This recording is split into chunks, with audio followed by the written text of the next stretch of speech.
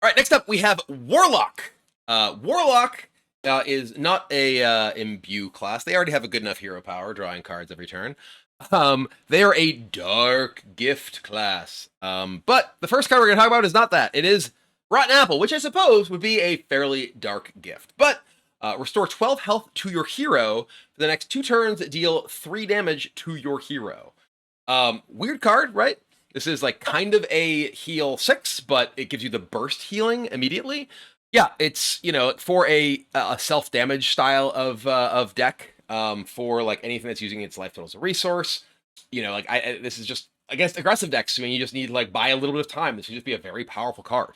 So it's very interesting.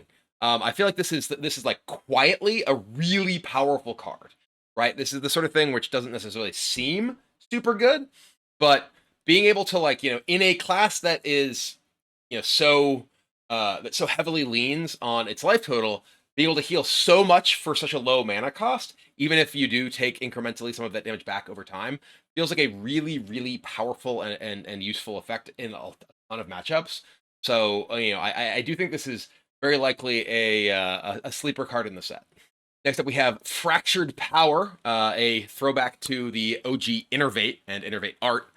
Destroy one of your mana crystals in 2 turns, gain 2. So this is like delayed wild growth that comes with a cost. Weird card. This is, I feel like the sort of thing that like, I could see this being a card that you use alongside, say, the Rotten Apple, because like set yourself behind using this and take a bunch of extra damage because you're behind, and then you Fractured Power and end up like getting ahead because you get that burst of mana. So very interesting card. It's effectively just delayed wild growth, because the gain 2 just gives you back the one that you lost and then gives you another one. But yeah, I'm curious what ultimately will end up being when you want to play this, right? Like you could theoretically like coin this on 1, right? But then like okay, now you have 1 mana then 2 mana. Like it's a higher percentage of your overall mana that you're missing, but then you have the extra mana for a higher percentage of the game. So I think that the sort of decision making regarding when you want to play this in what kind of matchup, assuming you had to play it at all, is a very interesting element of the card. Next up, we have Rot Heart Dryad. 1 cost 1/1. Death Rattle, draw a minion that costs 7 or more. It's a pretty easy include in a lot of decks that are going to be playing with big minions. Obviously, you want to have a pretty meaningful density of high cost minions in order to include this in your deck. But anything that is like a 1 cost card that draws a card and a 1 cost card that that effectively tutors a card is pretty compelling just by itself. So I think this is just a innocuous but very powerful card. Next up is Wallow the Wretched. Well, this is in your hand or deck. It gains a copy of every dark gift given to your minions. I do like that there is like a hey, play a bunch of dark gifts cards. This does feel like it has the potential to be a little scary if you could just like, hey, I got Charge and Wind Fury and I can just blow my opponent up in a turn. But like you have to build to that, and there is at least some indication that is coming. And then you have to play a 7 cost 6/6 in your deck. And I do think that it's interesting that like maybe you take a suboptimal effect now for the thing that you're going to play with the initial Dark Gift effect, and then because you want it for Wallow later. Obviously, it's also a 7 cost, so you can draw it with your Rot Heart Dryad. But yeah, I do think this is a pretty exciting card, and I'm really interested to assemble Dark Gift Voltron. Next up, Avant Gardening. Discover a Death Rattle minion with a Dark Gift. Obviously, very Dark Gift coded class here. Death Rattle minion with a Dark Gift is interesting because there are a number of Dark Gifts that are particularly effective with Death Rattles, like the one that summons a 2/2 copy, the one that like gives Reborn. So I do think this is like, of the categories of things to get with a Dark Gift, this is a very powerful one. And obviously, like just Death Rattles in general can be relatively strong, in matchups against control, etc. It is 2 cost spell, so you don't get any kind of board presence from it. But I do think this is a pretty exciting card, especially obviously alongside Wallow. This was the incredibly weird Agamagan. 10 cost 8/9. The next card you play costs your opponent's health instead of mana up to 10.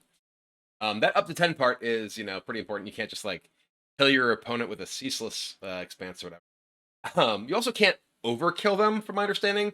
Like you can only spend up to the actual amount of health that they have. You know, historically speaking, at least that's how any kind of health thing has worked.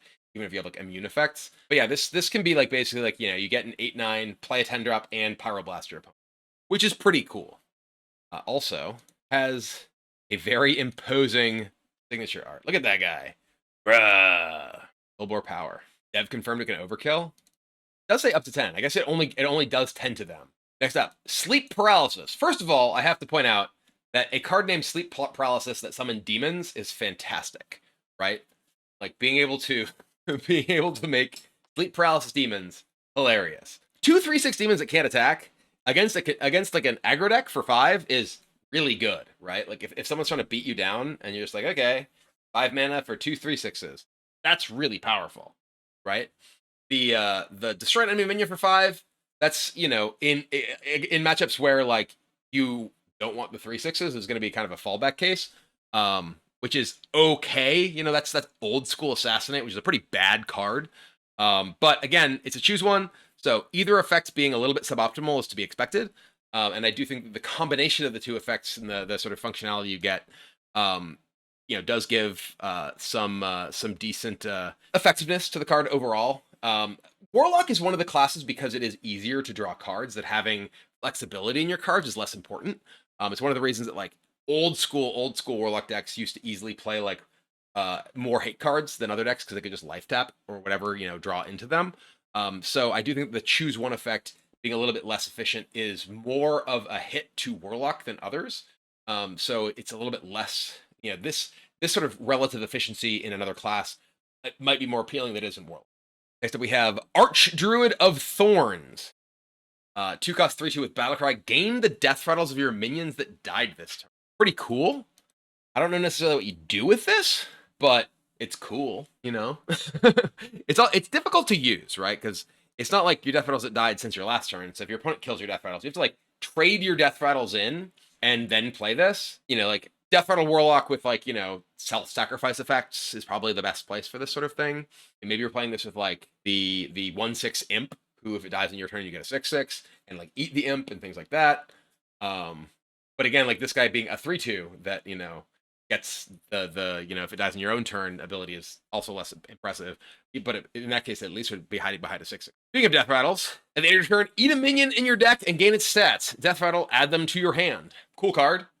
You know, like obviously this can just get huge. It's drawing you, assuming this dies and isn't silenced, you know, this is a very large minion that draws you a card, bare minimum. Though it doesn't, you know, it's an 8 cost thing that isn't impacting the board at all right away, which can be really challenging to afford to play. I don't think, I'm curious how this interacts with this guy, right? Because the Archdruid itself didn't eat any minions, so it feels like it would actually probably do nothing if you had the Hungering Ancient die and then played the Archdruid. But yeah, you know, this is obviously vulnerable to like silence effects, steal effects that end up, you know, making you lose kind of both minions. Obviously, it's a card that you didn't draw, but like, you know, you no longer have access to that. I do think people overvalue that sort of thing, like the impact of it, unless it's like some key minion, but you're probably not going to be playing this in a deck that has like very specific key minions that you need to draw in order for your deck to function. And lastly, Overgrown Horror. 4/6 for 5 with Taunt. Battlecry, reduce the cost of minions in your hand with Dark Gifts by 2. Obviously, again, Warlock, the most Dark Gift coded class. And, you know, this is like, hey, play a bunch of cards with Dark Gifts, and hey, you can get like, you know, both the bonus effects from the Legendary as well as play them more efficiently with the Overgrown Horror. This being a battle cry rather than a death rattle is nice because you can potentially play this and the other things in the same turn. I would often expect this sort of effect to be a death rattle, but it is nice that, you know, you can potentially use this to deploy multiple things in a single turn, as well as to like set up future turns. So yeah, that is all of Warlock. Obviously, Agamagan with the pay life thing is a very exciting card. The card that I am most excited about is definitely Wallow. I think that sort of building up to use Wallow is one of the more exciting sort of strategies that we have seen. Like a really interesting thing, like I said, when we were talking about the card specifically, is that, you know, the Dark Gift sort of build up and being, choosing things that aren't necessarily the best thing for the minion that you're choosing, but would be great for Wallow or would be great in combination with the other things you've given Wallow, is a really interesting play pattern, right? And I really like those things that reward forward thinking on that kind of part. I also do think that Rotten Apple is, again, I do think this is a sleeper card. There's not as much like self damage stuff with a lot of the stuff rotating. All the stuff for like the fatigue things and such going away. But I do think that this is like the sort of effect that's pretty easy to overlook that can have a huge impact on the way that that decks and games play. So yeah, mostly looking forward to assembling all kinds of dark gifts and then killing my opponent with a wall. And finally, for classes, we have one of the ones that I am the most excited about for this set, which is Warrior, because dragons, baby. First card, Clutch of Corruption. A 2-cost location with 2 durability. Choose a friendly dragon. Summon a 0/2 egg that hatches into a copy of it. So this is just a very cool card. That, obviously you need ways to either kill the egg yourself, make the egg get power and attack, whatever, but those exist, fortunately. And, there are some particular dragons that this is especially exciting with. I'm just going to jump to the one that is the most exciting because I am very much looking forward to Clutch of Corruptioning this fellow, Yasandre. 7-cost, 8/5 with Taunt and Death Rattle. Summon a random dragon for each time Yasandre has died this game. So, it's a legendary. How many times can it possibly die in the game? Well, with the Clutch, a lot. You can, make copies of your Yasandre. You can potentially discover additional copies of Yasandre with something. I know that Netherspite Historian is specifically back in the core set, which is one of the things that I'm excited about. But yeah, the Yasandre alongside the egg maker here. Boop, we get more copies, which each make more dragons, and then look, it's an egg. Death Rattle summon. Ta-da-da! Yasandre, which summons more dragons and more dragons and more dragons! I would assume that Yasandre can't generate himself. Most things that like discover or do random things, it's kind of a hard code in most similar effects in Hearthstone that prevent you from having something make a copy of itself, its own effect.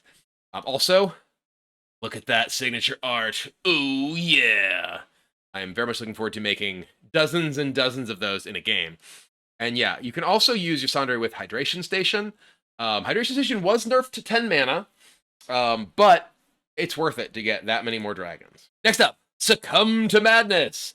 Discover a friendly dragon that died this game. Resummon it. You know what I'm going to choose? I'm going to choose Yasandre! More dragons! You do obviously have a lower and lower chance of using Succumb to Madness to bring back Yasandre as more Yasandres die, because you end up getting more dragons in your pool, because every time Yasandre dies, it summons an additional different dragon, most likely. But you're saying there's a chance. Next up, we have Dark Rider, a 1-cost 1/1 demon. Battle cry: if you're holding a dragon, discover a dragon with a dark gift. Let me tell you, I'm going to be holding a dragon. I love this card. I really like the Dark Gift mechanic. I really like dragons. Put them together, then you have my dream. Next up, Brood Keeper. 2-cost 2/3 with Battle Cry: if you're holding a dragon, equip a 2/2 sword. Yes, I'm holding a dragon. Turns out. No. I do think this is just a very, very good card. Against a lot of aggressive decks, being able to get a 2/3 down and a 2/2 weapon, super powerful tempo, right? Like, consider, Alex Strauss's Champion. Right, Alex Strauss's Champion was a very powerful card in Dragon Warrior decks back in the day, and this is kind of like an Alex Strauss's Champion, except it doesn't take damage when you kill their guy, because you just got it on a weapon, right? So very powerful board control card. Just overall great. Like this, plus the 1-drop, lots of reasons to have dragons in your hand. Speaking of dragons, Afflicted Devastator, a 4-cost 6/6. But Battle Cry, deal 3 damage to all other friendly minions. Death Rattle, deal 3 damage to all enemy minions. Obviously, this is like, something that you're not going to play in a deck that has a bunch of small things. But it is very good against an opponent's deck who has a bunch of small things. And, if you just randomly summon this, if you, generate it, can be quite strong. It is less good, I think, against like aggressive decks with a bunch of small guys than you might think, because they're probably not going to kill it, right? So like this is mostly going to be, okay, I'm playing like a control deck or a mid-range deck that doesn't have a lot of early game things that I care about killing. It can also, by the way, kill your own eggs. You can kill your horrible eggs to bring back your other dragons. You could Clutch of Corruption. You play your 6/6. I guess you don't get to use the battle cry if you get an egg of it, but you play you play something, egg it, play this, hatch the egg, and then okay, great. I've hatched my own egg with the dragon and had a copy of the other dragon that came out of it. Pretty powerful. So overall, I think this guy is pretty sick. I do think again that the Death Rattle is like probably less good against aggressive decks than it immediately seems, just because they'll just attack your face. This isn't a taunt or anything, so it is much harder to use this to sort of like defend yourself against a swarm of minions than it might otherwise seem. Obviously, you could like attack their guys, but a 6/6 takes a while to die in order to actually get that Death Rattle triggered. Next up, Egg Basher. 4 cost 3/5, Battlecry, deal 1 damage to a minion and give it +4 attack. This is like the cruelest of taskmasters. It tells you exactly what to do with it though. Like, okay, did you have an egg? How about you bash it? Give it +4 attack. Now crack it. This is actually the reason that egg prices are so high in the US. You might think it's because of terrible economic policies and terrible health policies that have allowed flocks of animals and to fall to avian flu and all these sort of things. No, it's because of Egg Basher. Next up, we have Tortola, Preserve Us. A 10 cost 1/30 with taunt and elusive. After this takes damage, gain 1 armor and give this minion +1 attack. So yeah, this is very much like a hey, keep whirlwinding me, The fact that this has elusive is probably the most important part of it, right? Like otherwise, it'd be like, okay, silence it, do this, get rid of it with whatever. But this is like a pretty difficult card to get through. Obviously, like Black Knight again is a card that is in the core set. It's a tradable. It's going to show up a lot, which is very likely going to make Tortola sad. But if you can play this and like have any kind of whirlwind effects that turn, I do think that Bladestorm is gone, so you can't just like Bladestorm your own Tortola. And just gain, a million armor and have a gigantic guy. But you can like chemical spill this into play. There's any number of things that you can do. You can keep bringing this back with Hydration Station, which again costs 10 mana, but 10 is worth it when you get gigantic things. Also, it's basically Godzilla. And next up we have Siphoning Growth. Destroy a friendly minion to gain 8 armor. I mean, this can be used with the egg. If you really care about, killing your own Death Rattles, cool. Warrior doesn't have really enough card draw, I don't think, to like effectively use a card like this. It's basically Dark Pact, right? That was the Warlock card. It was like sacrifice a guy, gain 8. There's not really that many small minions you'd want to use with this. It feels like it's mostly like, hey, this is a great way to activate a Warrior Death Rattle, and there are some of those, of course. There's Ysandre, there's eggs, there's stuff like that. But this feels like it's like kind of reaching for, at least in the current Warrior card pool. It could, end up being good in something that is out there, but I don't think it's out there yet. And lastly, Ominous Nightmares. Choose one, deal 1 damage to all minions, or give a damage minion +2/+2. Obviously, this is better than Whirlwind because it's Whirlwind or something else. And both of these effects, are things that are pretty situational. But they're the sort of thing that the same deck would want. Right, like things that are that care about damaging your own guys. You have, hey, you can either damage your own guy or you can buff a damage guy. So yeah, this is one of the choose one cards that I am the most excited about and the most impressed with, because this is probably like the closest to it just costs 1, right? Anything that costs 1 is like something that's worth paying a lot more attention to than something that costs like say 5 or 6, like a lot of the other choose. But either of these effects are things that, unless like this would be a really good effect at some point. And I could easily see a deck that wants both of these in any number of situations. So I think this is probably, of the choose ones, certainly near, if not the top of the list of the ones that I think are likely to see. But overall, Warrior, love it, right? Most exciting card to me, Ysandre, obviously. I love figuring out puzzles for hey, how do I make a ton of this guy, get a ton of dragons, dragon. Got a super cool signature art. I love the Clutch of Corruption. I really like all of the various dragon synergies, Dark Rider and the Brood Keeper and the Succumb to Madness. There's just so many cool options. And then, I don't know exactly how it's gonna work out, but Tortola, aka Godzilla, really cool. Definitely the sort of thing that can lead to some really dramatic moments. And I think that's super fun. So Warrior's probably like number 3 on the list of classes I'm excited about, behind Paladin and Priest.